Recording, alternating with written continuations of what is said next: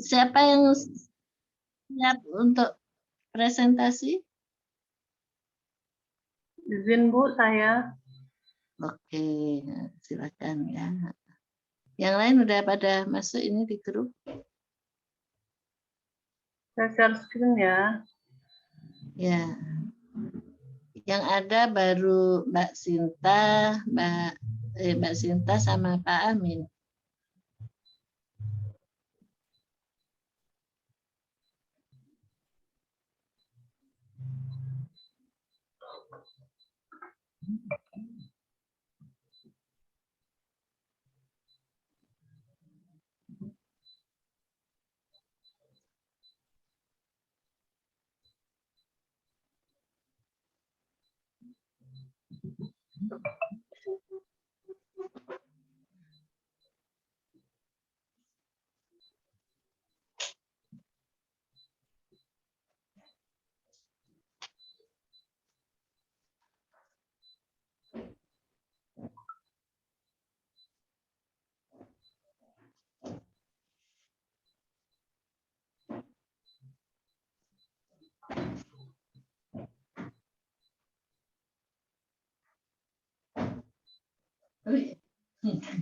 Oh, enggak bunyi. Belum.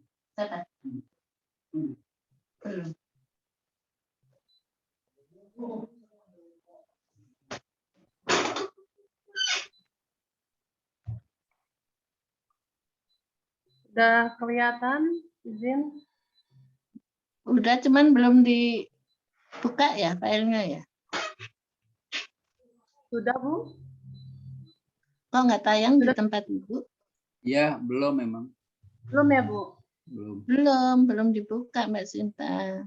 Masih dokumen. Iya. Bentar Bu.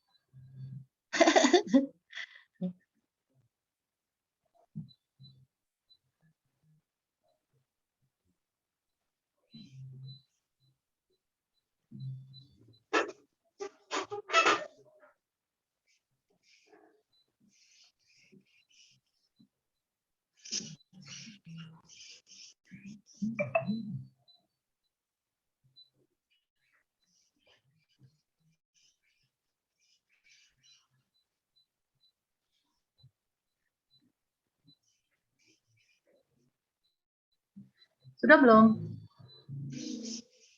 Belum. Filenya belum dibuka Mbak Sinta. Filenya belum dibuka.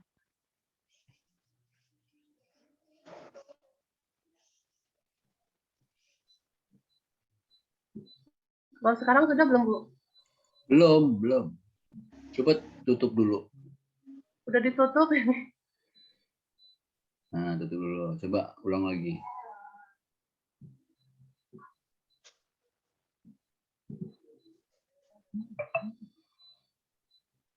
Nah, sudah. Ini sudah. Cuman dibesarkan dulu ya. Itu ada tanda apa itu mangkok di bawah itu diklik. Nah, sudah bagus ya. Sudah Mbak Sinta. Baik. Baik Bu, terima kasih. Assalamualaikum warahmatullahi wabarakatuh. Waalaikumsalam warahmatullahi wabarakatuh. Saya Ini akan sudah mempresentasikan. Mbak Sinta, udah dikirim di grup ya PPT-nya. Nanti kirim di grup ya. Belum dikirim Bu. Ya? Ya Bu, belum dikirim. Ya, nanti dikirim. Oke, silakan. Mbak Candika nggak apa-apa, anaknya lagi sakit, izin.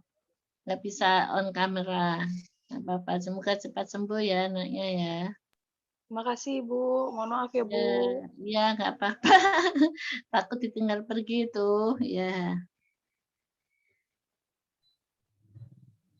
Baik, silakan. Baik Bu, di sini saya akan mempresentasikan makalah saya yang berjudul Implementasi Hak Pelayanan Kesehatan Pasien Tidak Mampu dan Perlindungan Hukumnya. Dalam penjelasan umum Undang-Undang Coba Nomor diulang, Mbak Sinta, implementasi, diulang. Implementasi hak pelayanan kesehatan hak pelayanan kesehatan pasien tidak mampu oke dan perlindungan hukumnya. silakan. Dalam penjelasan Undang-Undang Nomor 36 Tahun 2009 tentang Kesehatan menyebutkan bahwa pembukaan Undang-Undang Dasar 1945 tercantum jelas cita-cita bangsa Indonesia yang sekaligus merupakan tujuan nasional bangsa Indonesia, di mana tujuan nasional tersebut yaitu melindungi segenap bangsa Indonesia dan seluruh tumpah darah Indonesia dan untuk memajukan kesejahteraan umum, mencerdaskan kehidupan bangsa, dan ikut melaksanakan ketertiban dunia yang berdasarkan kemerdekaan, perdamaian abadi, dan keadilan sosial. Dalam upaya untuk meningkatkan derajat kesehatan yang tinggi-tingginya, maka dilakukan cakupan upaya yaitu promotif, preventif, kuratif, dan rehabilitatif yang bersifat menyeluruh, terpadu, dan berkesinambungan. Di mana dalam upaya tersebut itu diatur lebih lanjut dalam Undang-Undang Nomor 44 Tahun 2009 tentang Rumah Sakit dalam menjelaskan Undang-Undang Nomor 44 Tahun 2009 tentang Rumah Sakit saat antara lain disebutkan bahwa kesehatan sebagai salah satu unsur kesejahteraan umum harus diwujudkan melalui berbagai upaya kesehatan dalam rangkaian pembangunan kesehatan secara menyeluruh terpadu yang didukung oleh suatu sistem kesehatan nasional.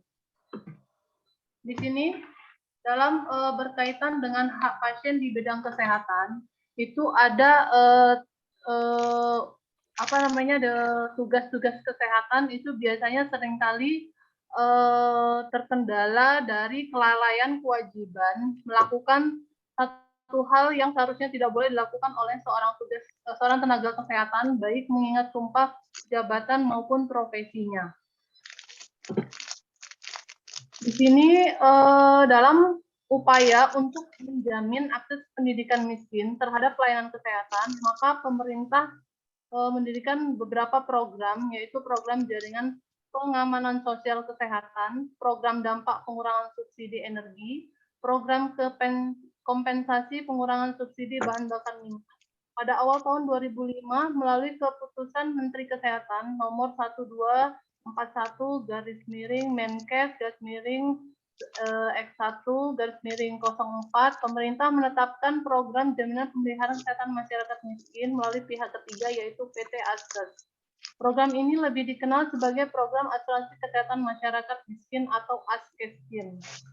Namun dalam hal ini ada beberapa banyak kasus. Ini contohnya kasus yaitu keluarga Andi Amir, di mana ketika mengobati anaknya Revan 1 tahun 3 bulan yang kritis akibat muntaber, tetapi ditolak 4 rumah sakit di Kota Makassar sehingga mengakibatkan Revan meninggal dunia.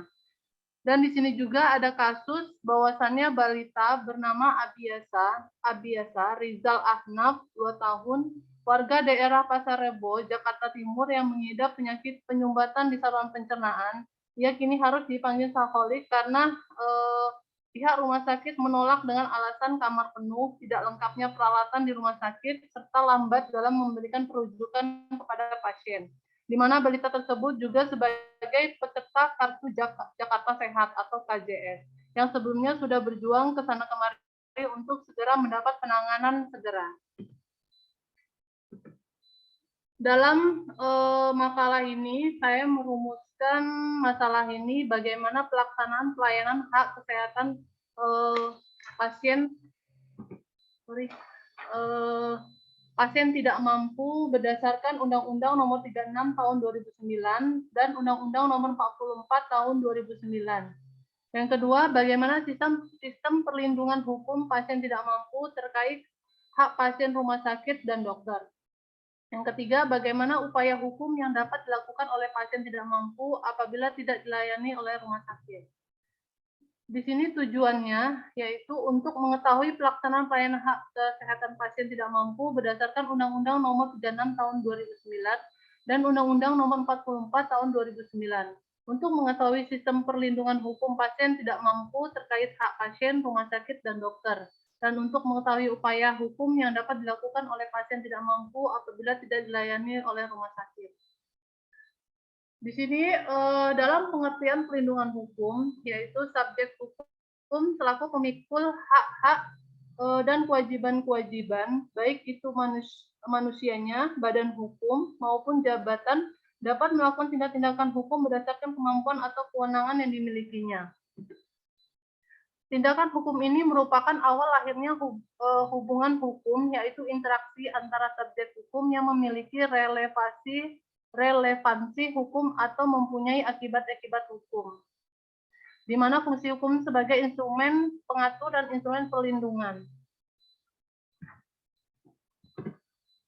Untuk pengertian konsumen, di sini menurut peraturan perundang-undangan di Indonesia, istilah konsumen sebagai definisi yuridis formal ditemukan pada Undang-Undang Nomor 8 Tahun 1929 tentang Perlindungan Konsumen.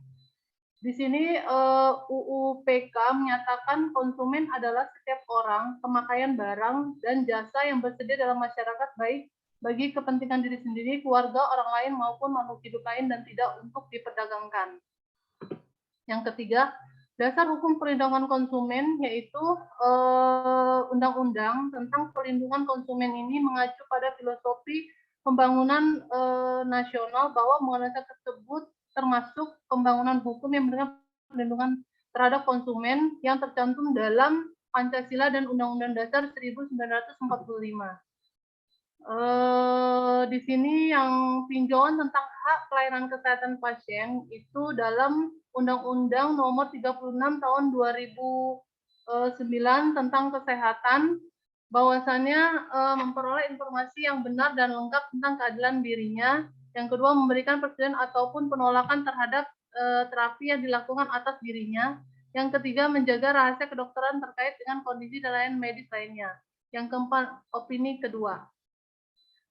Untuk pengertian pasien, itu pasien dalam kata lain adalah seorang penderita yang menerima. Pada umumnya, pasien datang ke dokter untuk berkonsultasi dengan motivasi untuk sembuh dan percaya dokter karena pendidikannya mampu untuk membantunya dan menyelesaikan masalah kesehatannya. Dalam hak dan kewajiban pasien secara ringkas itu sesuai dengan Deklarasi Lisabon 1981, pasien berhak memiliki dokternya secara bebas. Yang kedua, pasien berhak untuk menerima atau menolak tindakan pengobatannya sesuai ia memperoleh informasi yang jelas. Pasien berhak untuk mengakhiri atau memutuskan hubungan dengan dokter yang merawatnya dan bebas untuk memilih atau menggantinya dengan dokter lain. Yang keempat, pasien berhak dirawat oleh dokter yang secara bebas menentukan pendapat klinis dan pendapat etisnya tanpa melibatkan campur tangan dari pihak luar.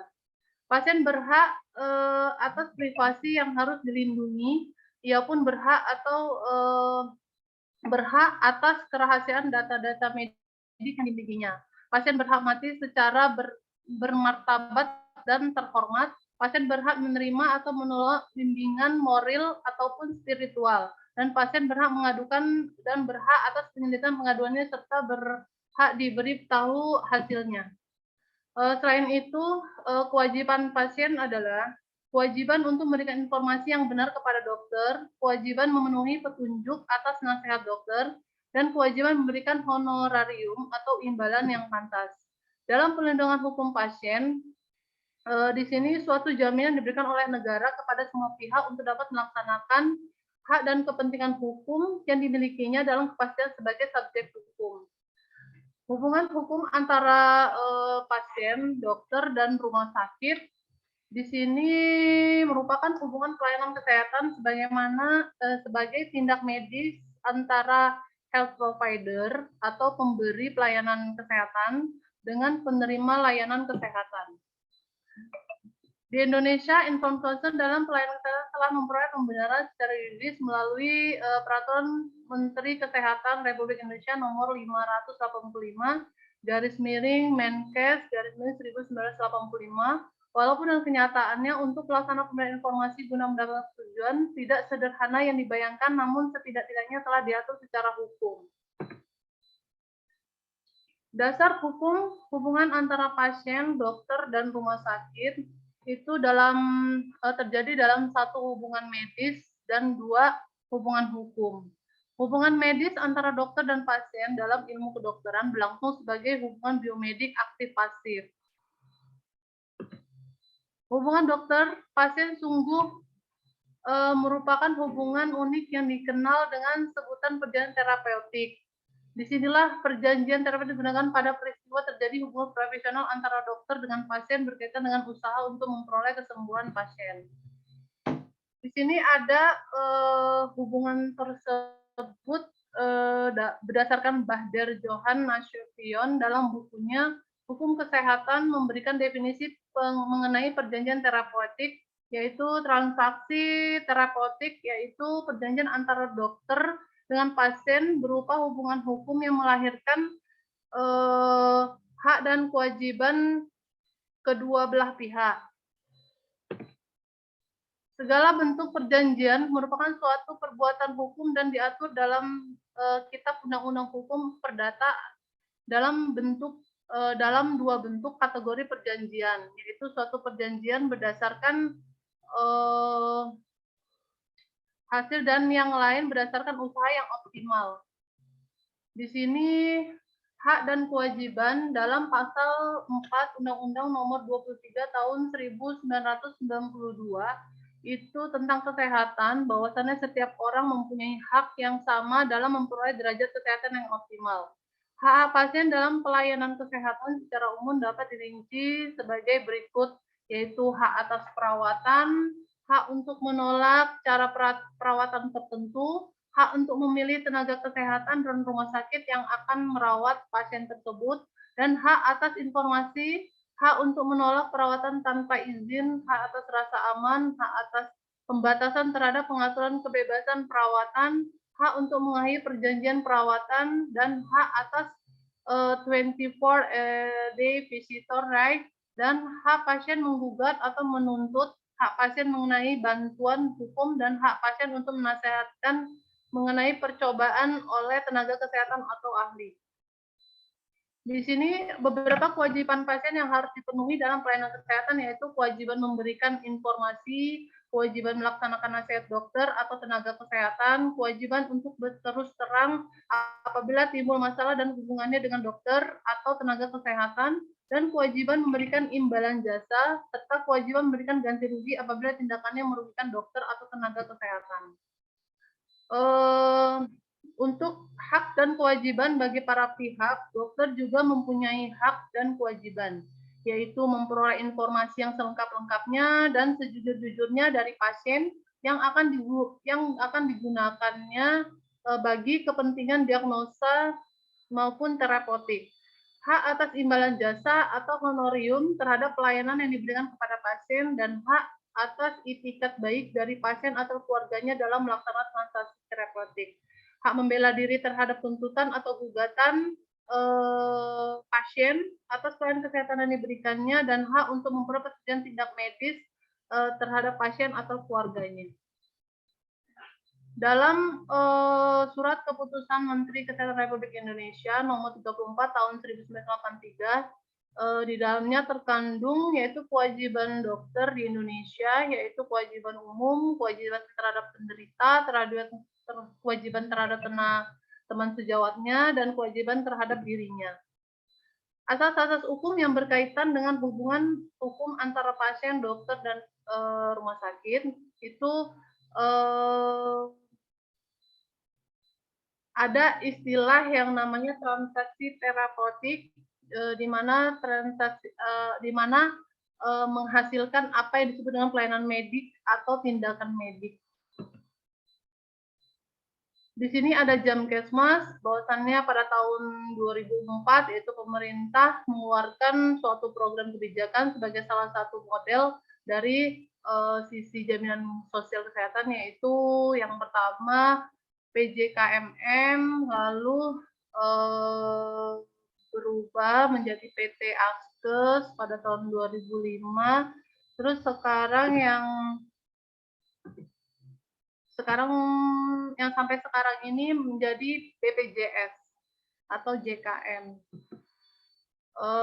Di sini kesimpulannya bahwasannya pelaksana hak kesehatan pasien tidak mampu sebaiknya dilaksanakan berdasarkan Undang-Undang Nomor 36 Tahun 2009 dan Undang-Undang Nomor 44 Tahun 2009. HA yang dimiliki oleh pasien adalah mendapatkan pelayanan kesehatan dengan lengkap dan paripurna. Sistem perlindungan hukum bagi pasien tidak mampu yang dapat diberikan oleh rumah sakit adalah dengan memberikan pelayanan kesehatan yang baik, lengkap, paripurna sesuai dengan standar kompetensi medis. Upaya hukum yang biasanya dilakukan oleh pasien tidak mampu apabila tidak ada mendapatkan pelayanan kesehatan dari rumah sakit itu adalah dengan mempertanyakan kepada pihak manajemen rumah sakit dan melamporkan hal tersebut kepada anggota DPRD setempat. Sarannya bagi semua pihak mempunyai hak dan kewajiban dalam menjadikan sehat sebagai bagian dari hidupnya. Untuk mendapatkan hak dan atas kesehatan pada dasarnya adalah mudah ketika setiap orang saling menghormati satu sama lain karena sudah menjadi permasalahan klasik kalau terjadi benturan dalam mendapatkan hak dan kewajiban. Ketika masyarakat menjalankan kewajibannya terlebih dahulu daripada haknya, tentu tidak akan terjadi kaos atau seperti halnya dalam kesehatan saat ini. Pemerintah juga jangan hanya memberikan penonton karena justru mereka yang mempunyai tanggung jawab yang lebih dalam menjaga pengejawantaannya hak atas kesehatan berjalan dengan baik. Jika sistem pemerintahan terutama bidang keuangan dijalankan dengan baik, maka tentu setiap lini permasalahan diakhiri oleh ekonomi tidak akan terjadi. Seperti halnya diskriminasi dalam mendapatkan pelayanan kesehatan. Sekian presentasi makalah dari saya ucapkan terima kasih dan saya berikan ke Bu Nini.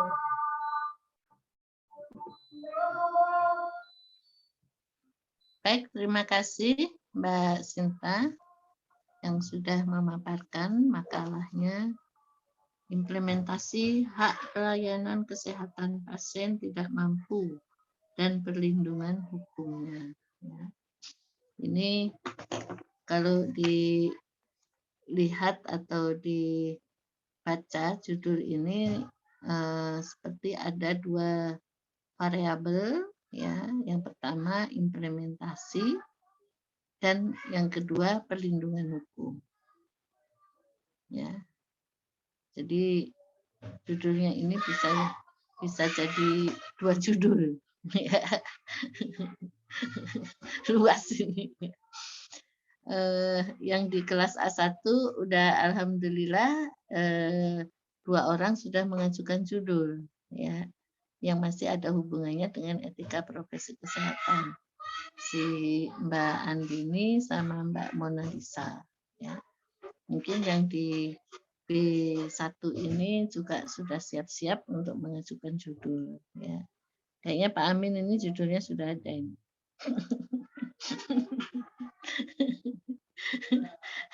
Seperti yang saya sampaikan kan. Makalah ini kan sekaligus untuk belajar ya, mencari isu hukum yang menarik ya. Oke, ini bagus sekali kajian dari Mbak Sinta Amelia ya. Cuman kalau saya melihat di sini aspek etika profesinya ini belum masuk, walaupun secara implisit itu sudah ada dikaji ya. Mungkin kalau saya bisa sarankan nanti judulnya ini implementasi etika profesi kesehatan terhadap hak pelayanan kesehatan pasien tidak mampu. Sampai di situ saja, nggak usah kita nyambung ke perlindungan hukum. Kira-kira gitu. Jadi lebih fokus ya, saya ulangi. Jadi implementasi etika profesi kesehatan terhadap hak pelayanan kesehatan pasien tidak mampu. Gimana Mbak Sinta? Lebih kayaknya lebih masuk ya. Ya, menarik ini ya. Nah, jadi yang perlu dijelaskan di judul itu kan setiap variabel tadi ya, implementasi itu kan penerapan ya, penerapan etika profesi kesehatan. Etika profesi kesehatan ini di undang-undang atau di peraturan-peraturannya kan sudah ada itu ya, sebagai standar ya, yang mau diimplementasikan etika profesi kesehatan, undang-undang yang mengatur tentang ini ya, sebagai standarnya. Kemudian terhadap apa? Terhadap hak pelayanan kesehatan pasien tidak mampu. Jadi salah satu pelayanan kesehatan itu menjadi hak pasien tidak mampu. Ya, jadi bukan berarti kalau pasien tidak mampu itu nggak punya hak pelayanan sesuai dengan etika profesi kesehatan. Benar nggak? Ya, karena biasanya tenaga kesehatan itu kadang-kadang kalau ditanya ini pakai BPJS apa pakai umum? Kalau pakai umum cepat benar pelayanannya. Giliran pakai BPJS, aduh ngantri dulu. Nah, ini menarik ya. Kasus-kasus ini sekarang banyak faktanya di masyarakat ya. Fakta sosial di masyarakat tentang pelayanan kesehatan itu seperti timpang ya. Samalah dengan ibu melahirkan. Kalau dia pakai jam jam pesal ya, jaminan persalinan itu loh ya. Kalau dia pakai jaminan persalinan itu ya dengan pakai umum biasanya beda itu ya. Saya soalnya pernah ya satu ketika melihat gitu ya di rumah bidan, yang satunya pakai jaminan persalinan itu, yang satunya umum. Itu pelayanannya beda. Ya. Ya, sekarang yang pada umumnya di fakta sosialnya di masyarakat kalau BPJS itu beda lah ya dengan yang pakai umum. Kalau yang pakai umum cepat benar. Ya, ini. Nah, sama kalau saya dulu sebelum ada BPJS itu, kalau ASN itu punya yang namanya dulu itu Askes, Bu. Askesnya, ini sampai lupa ibu gara-gara ada BPJS. Kalau ke rumah sakit pakai Askes, waduh nggak ditengok. Tapi kalau pakai umum cepet. Ya sedih kalau pakai Askes itu. Padahal Askes itu kan memang uang kita bayar setiap bulan ditarik itu, gaji kita dipotong itu. Ya, jadi kembali ke Mbak Sinta tadi ya, implementasi yang mau diimplementasikan adalah etika profesi kesehatan yang sudah ada aturannya, ada standarnya terhadap hak pelayanan kesehatan pasien tidak mampu. Ya, tadi saya sempat dengar variabel yang terkait dengan pasien tidak mampu ada aturannya juga, ya. Tidak mampu itu dilihat dari apanya dan lain sebagainya, ya. Dan itu juga ada kelas-kelasnya. Ini bagus sekali ini, ya. Langsung saja kasusnya ya kita nggak menutup mata, ya. Yang terkait pasien tidak mampu itu ya Allah ya, rasanya sedih ya, dinomor duakan atau dianaktirikan ini.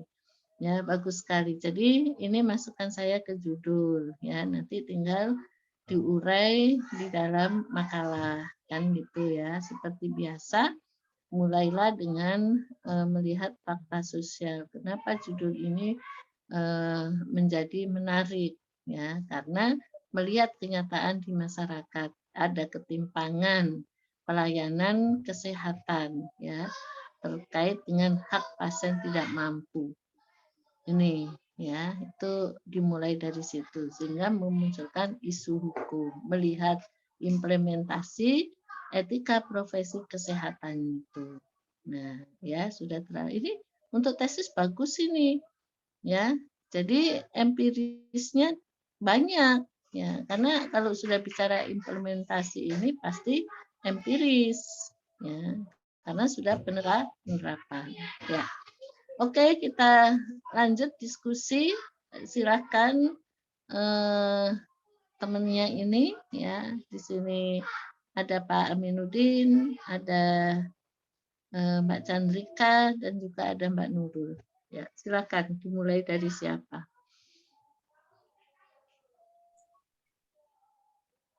Baik Bu, izin Bu. Ya, Pak Amin. Mengenai implementasi hak pelayanan yang tadi etika profesi ini ya Bu ya. Kan sebenarnya di dalam makalah ini sudah diatur semua ya Bu, jelas bahwa hak dan kewajibannya adalah ini begitu kan Bu ya. Cuma memang mungkin pada prakteknya banyak oknum ya Bu. Selain oknum juga mungkin sarana prasarananya ya Bu. Jadi kalau secara aturan, secara hukum, baik yang untuk ditujukan kepada pasiennya, kepada si pemberi pelayanannya, maupun kesarananya sudah jelas ya Bu.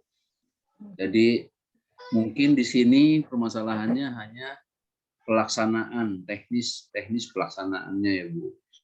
Teknis pelaksanaannya. Jadi kadang gimana ya Bu? Kami ini orang kesehatan yang memang tahu luar dalam dan aturan, kadang kami juga kebentur ya Bu. Kebentur si pemberi pelayanan bukan nggak mau memberi pelayanan yang maksimal Bu. Jadi kalau kami sebagai orang kesehatan dari zamannya sekolah dulu itu sudah disumpah dan memang dididik itu menolong orang Bu. Menolong orang dari hati nurani. Artinya itu dulu ya Bu, yang semua begitu masuk ini kalian harus tujuannya menolong orang. Begitu Bu. Nah, cuman mungkin dalam perjalanannya ada petugas atau pemberi pelayanan yang orientasinya money oriented Bu. Gitu. Money oriented. Jadi uang. Mungkin karena bisa jadi Bu karena teknis pendidikan juga Bu berpengaruh di Indonesia ini, bahwa biaya pendidikan untuk kesehatan, kedokteran, spesialis itu kan luar biasa Bu. Luar biasa. Jadi terkadang masyarakat umum banyak yang tidak mengetahui bahwa untuk menjadi seorang dokter, jangankan dokter spesialis Bu, dokter umum pun biayanya luar biasa. Kemudian masuk ke dokter spesialis, kemudian masuk ke spesialisnya lagi. Jadi misalnya spesialis penyakit dalam, kemudian masuk ke bagian gaster atau lambung atau jantung, dikhususkan lagi Bu. Itu biayanya luar biasa. Selain isi kepala juga Bu. Jadi kalaupun punya uang banyak, kalau dia nggak mampu untuk mengikuti ilmunya, itu luar biasa Bu. Gitu. Jadi artinya ini kalau dari kacamata orang kesehatan sih ya memang bingung Bu ya. Kadang kebijakan pemerintah, apalagi begini Bu. Misalnya kalau orang kesehatan ini kerja di rumah sakit daerah Bu. Di rumah sakit daerah di mana kepala daerah atau pejabat-pejabatnya mempunyai kewenangan atas kebijakan pelayanan di rumah sakit tersebut Bu. Gitu. Jadi misalnya prosedur dokter spesialis itu punya SOP pelayanan itu begini. Banyak Bu, misalnya ada 10 poin. Tapi karena pasiennya rame, begitu si kepala daerah lewat, kok ini ngantri, kok ini lumpuh, kok ini lama pelayanannya, gitu Bu. Jadi kena marah tuh dokter spesialisnya. Pelayanannya nggak bener ini kok lambat bener. Jadi kadang kalau saya melihat di lapangan itu ya miris juga ya Bu, karena si pelayan, si dokter ini kami ini mempunyai SOP yang harus benar-benar standar Bu. Jadi kalau tidak sesuai standar juga melanggar lagi Bu. Jadi melayani seorang pasien itu tidak sama dengan seperti melayani membuat KTP Bu. Gitu. Jadi kadang ada beberapa kepala daerah itu mau menyamakan bahwa pelayanan publik ini harus cepat. Apa namanya? Kalau bisa jangan ditunda. Nggak bisa Bu kalau di dunia kesehatan, kalau dalam masalah pelayanan gitu. Tapi itu tadi karena memang si petugas itu mempunyai atasan yang mempunyai kebijakan, jadi memang agak gimana ya Bu? Bingung untuk mau teriak, ini nggak boleh lu Pak. Mereka punya kewenangan, punya kuasa gitu. Jadi itu mungkin cara pandang saya pribadi Bu mengenai implementasi hak pelayanan kesehatan kepada pasien ini Bu. Terkadang mungkin yang dilihat dari masyarakat, si pasien, masyarakat umum, yang buruknya saja Bu. Kalau yang pelayanannya bagus segala macam itu mungkin jarang diceritakan. Bu. Gitu.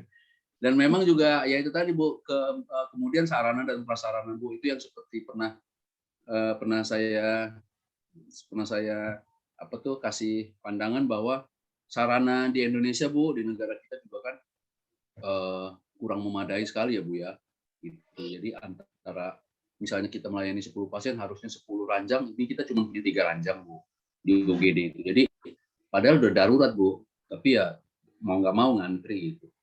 Jadi itu mungkin Bu pendapat saya. Terima kasih Bu. Ya, sama-sama. Tapi nggak ada kan SOP-nya untuk membuang pasien tidak mampu? Oh, nggak ada Bu, itu Bu, bahaya. Makanya, tapi kan kapan itu kan terjadi itu ya, pasien dibuang, pasien ditelantarkan ya, itu nggak ada SOP-nya. Nah, jadi nggak ada Bu. ya oke. Itu jangan kata orang umum ya Bu, kami sesama orang kesehatan pun wah mengutuk keras Bu. Iya, ya tidak manusiawi itu namanya. Oke ya, tapi kenyataannya ada ya. Oke. Nah, saya juga sering sih menyampaikan kepada mahasiswa ya, terutama yang Fakultas Hukum, sebetulnya yang menyangkut biaya kuliah kedokteran sampai jadi dokter itu kan bukan uang dia, uang orang tuanya. Nah, ya karena ini yang harus ditanamkan, ya kan? Nah, ketika dia sudah menjadi dokter, jangan beranggapan dia ini yang mengeluarkan uang. Yang mengeluarkan uang itu ada orang tuanya, ya kan? Nah, kalau sudah jadi dokter dia bisa berpikir yang seperti itu, ya dengan pasien tidak seperti itu. Saya jadi dokter karena orang tua dan begitu. Nah, ya lebih baik yang positive thinking, ya sehingga dengan pasien itu nggak dendam-dendam amat begitu. Akhirnya kan cuan-cuan aja yang di pikiran otaknya itu, nggak ada yang namanya membantu, menolong kan begitu. Nah, ini barangkali yang mungkin perlu ya diberikan pemahaman terhadap ya tenaga-tenaga medis ya, jangan berpikirnya seperti itu ya, orang tua semuanya itu. Oke, ya bagus sekali. Jadi saya tadi itu juga tertarik di sini ya setelah ada pemaparan dari Pak Amin. Barangkali Mbak Sinta nanti perlu dijelaskan tentang variabel hak pelayanan kesehatan. Ada batasan. Ya, hak pelayanan yang itu kan banyak, yang dominan yang mau diimplementasi, ya sehingga tidak semua hak pelayanan yang mungkin ada menyangkut apa-apa gitu kan, nah jadi diberi prioritas ya yang terkait dengan hak pelayanan pasien yang tidak mampu itu, ya kan gitu. Barangkali ya yang paling sederhana itu kan adalah mungkin yang terkait dengan ekonomi kan gitu, karena tidak mampu ya. Jadi dokter juga harus melihat ya. Nggak apa-apa juga lah kalau dokter ya melihat pasien tidak mampu, ya kasih sangu lah pulang, kasih sangu. Ya itu kan biar viral ya. Ya, oke lah biar viral. Misalnya Pak Aminuddin ini Dokter Nurul misalnya ya menangani pasien tidak mampu. Udah jelas-jelas tidak mampu, ya belikanlah obat. Bapak kalau nggak ada uang, Ibu kalau nggak ada uang, ini saya bantu untuk beli obatnya. Ya, itu nurani. Ini ajaran agama kan gitu. Nah, jadi saya masih berpegang bahwa dokter itu sebetulnya kalau kita mau dekatkan dengan surga itu sangat dekat. Ya kan? Sangat dekat karena orang sakit itu menaruh kepercayaan penuh itu dengan dokter. Ya. Disuruh apa saja kalau dokter yang nyuruh itu manut. Ya, kan begitu, ya. Minum obat dengan baca bismillah biar cepat sembuh manut. Tapi nggak dilakukan. Ya, dokternya itu ya tadi itu pikirannya ya nggak tahu ya. Nah, jadi kalau saya melihat begitu Pak Amin, ya. Ini memang ya masing-masing ya. Tapi kita kan ya jangan duniawi saja, justru nyari ilmunya, biayanya mahal itu disitulah diberi balasannya. Ya, nggak apa-apa viral nanti Mbak Nurul. Ya, Mbak Nurul ini, Dokter Nurul ini kalau pasien tidak mampu pulang aja disangoni.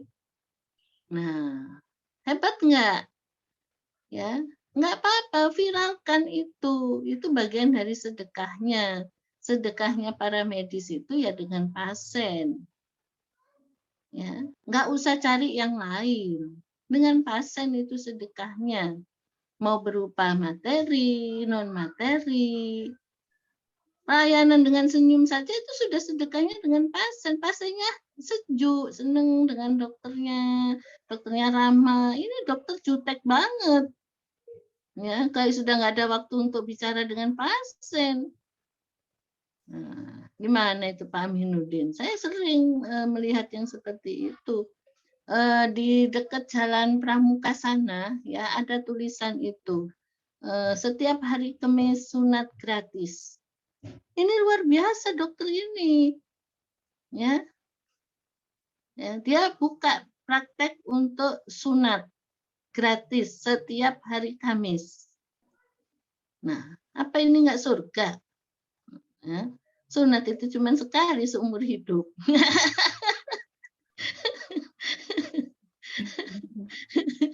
Ini akan diingat sepanjang hidupnya. Ya, apalagi masa pandemi begini. Ya, mau sunatan massal susah. Nah, jadi saya masih ya menghormati ya jasa dokter, tenaga medis ini luar biasa. Apalagi perawat. Coba perawatnya itu yang ya ngasih-ngasih kue pasien yang nggak mampu juga nggak apa-apa. Ya, ini perawatnya jutek juga. Ya. Gimana itu? Izin menanggapi, Bu. Boleh. Ya, Izin menanggapi, Bu. boleh, silakan Mbak Nurul. Iya, terima Udah nggak kasih. sabar nih Mbak Nurul. Iya, Ya, terima apa? kasih, Bu. Silakan Mbak Ya, Nurul. terkait Ya. dengan judulnya ya, Bu ya, implementasi hak pelayanan kesehatan pasien tidak mampu dan perlindungan hukumnya. Nah, untuk terkait pasien pelayan yang tidak mampu kan sekarang ini negara membantunya dengan BPJS itu ya, Bu ya. Ada kartu BPJS yang untuk membantu masyarakat yang tidak mampu bisa berobat dengan sistem substitusi, di mana yang mampu dia bayar mandiri setiap bulannya untuk menutupi masyarakat yang tidak mampu yang sama sekali tidak bayar. Jadi sistemnya substitusi. Nah, kalau saya ngerasa sendiri sebagai frontliner di UGD atau di rawat inap gitu, Bu, Jadi kita itu sebagai tenaga kesehatan atau tenaga medis itu maju kena, mundur kena. Istilahnya kita berhadapan dengan pasien, tapi belakang kita itu ada kebijakan dari rumah sakit juga gitu. Jadi di mana kalau dari pasien misalnya berobat menggunakan BPJS, sebenarnya kita sih malah suka mending berobat dengan BPJS semua pasien, Bu. Karena apa? Karena kan udah bayar juga semuanya. Kayak PNS diwajibkan ada BPJS, semua kan diwajibkan ada BPJS. Malah kalaupun ada pasien yang punya BPJS tapi malah ingin mandiri, kita malah lebih sarankan digunakan saja BPJS-nya karena sama sekali nggak ada perbedaan untuk tindakan obat-obatan segala macam. Cuma di sini nih seringkali malah kan misalnya di UGD, Bu. UGD itu kan emergency. Ada pasien-pasien yang BPJS datang hanya dengan keluhan baru demam 1 hari.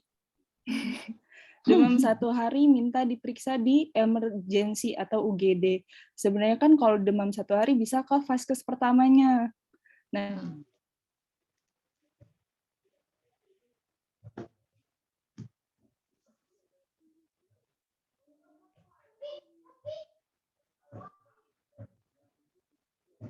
Sinyalnya mandek.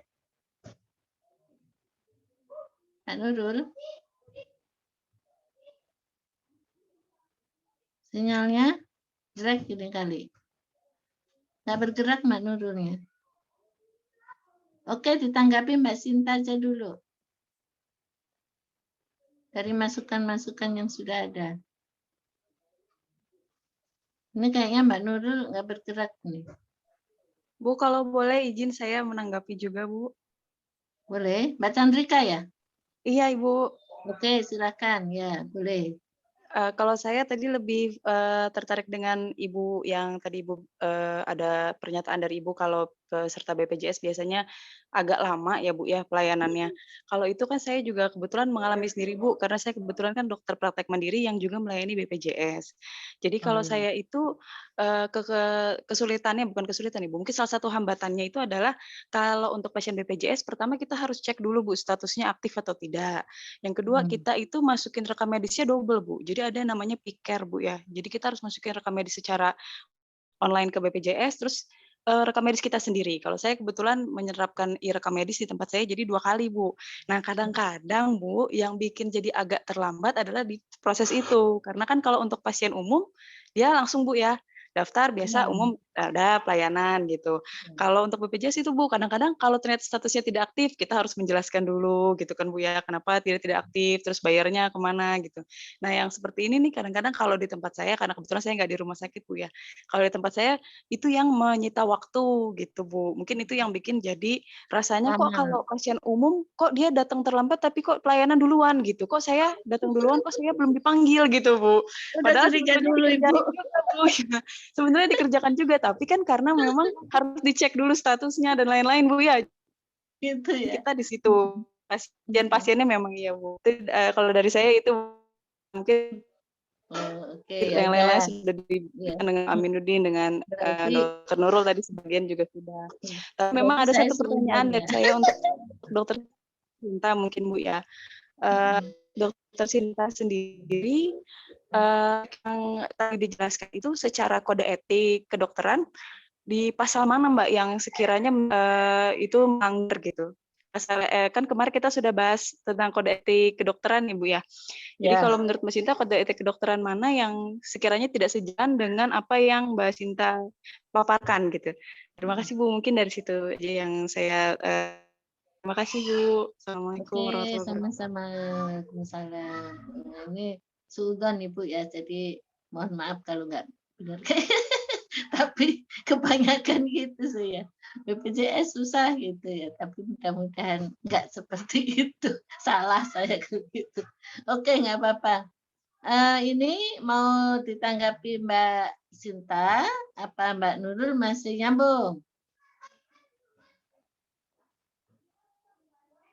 Mbak Nurul? Oke. Ya, Saya silakan dulu, Mbak. kalau dari pertanyaan dari Dokter Chandrika tadi, itu saya memang ada sih kode etiknya, tapi saya belum baca secara detail itu termasuk pasal yang mana. Nah, terus untuk menanggapi dalam makalah ini yang saya presentasikan, bahwasanya saya sependapat tadi sebagian dari yang dijelaskan oleh Mbak Nurul tadi menjelaskan, sama juga sih Bu, saya juga bekerja di rumah sakit, di unit gawat darurat, di UGD, itu karena kalau di dalam suatu rumah sakit itu ada beberapa kebijakan-kebijakan. Tetapi sebenarnya kami mau aja sih Bu sebenarnya masukin semua pasien, kita juga kan pasti dapat lah dari jasanya itulah Bu ya. Tetapi ya kita nggak harus kita pikirkan juga, karena dari setiap rumah sakit itu ada aturan-aturan bahwasannya setiap pasien yang masuk itu kadang ada yang BPJS-nya aktif, kadang ada BPJS-nya yang tidak aktif. Nah, dari situlah mungkin pemikiran dari orang-orang awam, ini kok saya pasien BPJS kok lama, terus kalau saya ada pasien yang umum kok cepet. Nah, mungkin dari situlah kami kan dari ada kriteria dari BPJS-nya itu ya harus dicek dulu, ternyata tidak aktif. Nah, harus menjelaskan dulu ke pasiennya, ke keluarga pasien, maaf nih Pak, sebenarnya BPJS-nya tidak aktif. Nah, mereka mungkin kebijakannya diuruslah untuk membayar, nanti mungkin ada dendanya gitu. Jadi mungkin terkait dari administrasinya mungkin Bu, tapi dari orang awam memikirnya kok kayaknya umum lebih didulukan daripada pasien-pasien yang BPJS. Mungkin itu sih pendapat dari saya Bu. Oke. Dan saya juga di rumah sakit kami, di Rumah Sakit Muhammadiyah yang saya bekerja juga Bu, itu kami juga ada sistem program Al-Maun Bu. Al-Maun itu bagi pasien-pasien yang tidak mampu nanti diikutkan pesertaannya ke sana Bu. Ini. Tapi berdasarkan nanti ada kriterianya yang termasuk ini pasien benar-benar tidak mampu atau pasien yang sedang, ringan atau yang berat tidak mampunya. Seperti itu Bu. Nah, saya sebenarnya ngambil makalah presentasi ini sebenarnya judulnya ini sudah saya ajukan untuk bahan tesis sih Bu sebenarnya. Bagus ya. Saya ajukan. Cuman judulnya kayaknya saya lihat lagi dari Ibu kayaknya masukan dari Ibu yang saran diganti judulnya Bu. Itu kayaknya lebih bagus ke Ibu gitu judulnya. Jadi saya masih bingung gini. Dipertimbangkan dulu, jangan bagus-bagus saja. Maksudnya di sini juga saya pasti kan harus memperjelaskan perlindungan hukumnya gitu loh Bu. Iya, buat nanti. Itu kalau perlindungan hukumnya bisa dikasih ke Pak Amin lah. Judulnya jadi 2 Pak Amin. Jadi Pak Amin bisa menulis tentang perlindungan hukumnya terhadap pasien tidak mampu itu terkait dengan hak pelayanan kesehatan. Bagus itu. Ya, itu. Ya sudah, terima kasih nggak apa-apa. Kan kita diskusi. Oke. Maaf Bu, terputus tadi. Ya, masih dilanjut? Oh, Mbak sedikit aja lagi yang tadi ya, tambahkan. Ya, jadi terkait yang tadi Bu, jadi misalnya ada pasien yang baru demam 1 hari, kan ada yang memang dia ingin sekali dimasukkan ke rawat inap, padahal kan hal seperti itu maksudnya indikasinya masih bisa dirawat di rumah sendiri, atau misalnya dia nggak ada indikasi yang memperberat lainnya gitu ya Bu, misalnya hanya demam saja, terus ingin sekali dimasukkan rawat inap. Nah itu kan kita bertentangan karena kalau BPJS itu ada kriterianya Bu, misalnya demam 1 hari itu dia nggak bisa keklaim dengan BPJS gitu, jadi kita itu di depan pasien harus menjelaskan karena indikasinya masih bisa dirawat di rumah, maksudnya masih belum memerlukan rawat inap, tapi pasiennya ingin sekali ini, jadi di sana suka sering terjadi bentrok antara tenaga kesehatan sama pasiennya. Karena saya juga mikir kalau misalnya baru dirawat 1 hari, misalnya rumah sakit itu penuh dengan pasien-pasien yang sebenarnya nggak ada indikasi rawat tapi minta dirawat gitu kan. Kemana lagi pasien-pasien yang misalnya ada indikasi yang memang benar-benar harus dirawat, karena kamar penuh, harus mencari rumah sakit kemana-mana. Nah, kan seperti itu. Tapi di situ kadang seringkali pasien tuh menganggap, dokter ini orang saya ini lemes banget, kayak gini-gini, kenapa sih bukannya dirawat aja?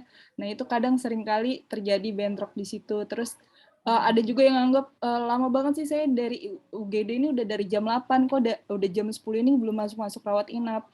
Padahal administrasi untuk pengisian data untuk BPJS itu memang banyak sekali, Bu. Kita kalau misalnya ada satu pasien itu setebel ini untuk mengisi semua rekam medisnya, karena itu misalnya salah satu nggak keisi sama BPJS-nya nggak terklaim. Jadi seperti itu. Jadi kita itu di depan pasien harus tetap komunikasi yang baik, tapi walaupun pasien kadang-kadang tidak mau mengerti sih, lebih terutamanya sih selama ini saya pasien itu pokoknya nggak mau tahu tentang BPJS-nya bagaimana, yang dia tahu dia masuk rumah sakit, nggak peduli dengan sistem birokrasi dan kebijakan yang ada sekarang, yang disalahkan hanya yang dia lihat saja, seperti misalnya dokternya, tenaga kesehatan lainnya. Nah, itu. Jadi kadang miris sebenarnya, Bu.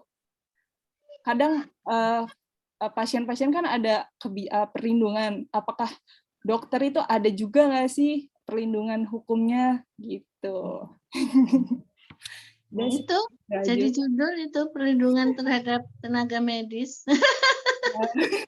Banyak judul kita diskusi ini. Banyak keluar judul ini. Makanya isu hukum kesehatan ini kalau kita diskusi memang banyak banget. Ya, karena faktanya di masyarakat itu seperti itu. Nah, itu berangkat dari yaitu tadi pasien itu menaruh kepercayaan penuh terhadap dokter. Ya, ibaratnya yaitu kalau dokternya bisa memberi sugesti, waduh, kuat banget itu. Ya, itu. Jadi ya ini pengalaman orang tua saya sendiri ya, menaruh hormat terhadap dokter itu luar biasa. Ya, karena orang sakit itu yang diminta cuma satu, sembuh. Nah, ini ya. Ini padahal kita ini kan ya nggak mungkin sembuh itu drastis gitu, mudah, harus proses kan gitu ya. Alhamdulillahirobbilalamin, menarik sekali diskusi kita hari ini. Barangkali kita sampai di sini dulu ya untuk makalah Mbak Sinta. Gimana Mbak Sinta? Nanti kan apa yang hasil diskusi ini bisa menambah kesempurnaannya ya. Makanya saya ingin dari makalah-makalah yang bagus-bagus ini ya, nanti itu bisa dibuat seperti buku itu, monograf ya. Seperti yang di kelas A1 ada 3 orang itu, saya juga berharap begitu. Nanti kita serahkan ke Pak Fakih ya untuk dikoreksi. Kita punya kenangan monograf dari mata kuliah etika profesi kesehatan ini. Ya. Semua nanti masuk di situ. Berarti kan cuma 7. Ya, karena di kelas B1 ada 4, di A1 ada 3. Jadi ada 7. Ya, itu. Nah, mudah-mudahan bisa terwujud lah ya harapan kita ini. Ya, saya sendiri juga berharap begitu. Ada bekas dari kuliah etika profesi kesehatan ini berupa buku monograf dari makalah-makalah yang sudah kita diskusikan. Nah, itu ya.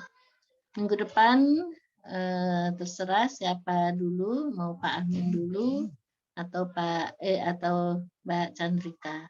Ya. Ibu Chandrika dulu Bu, kalau saya terakhir aja Bu ngalah.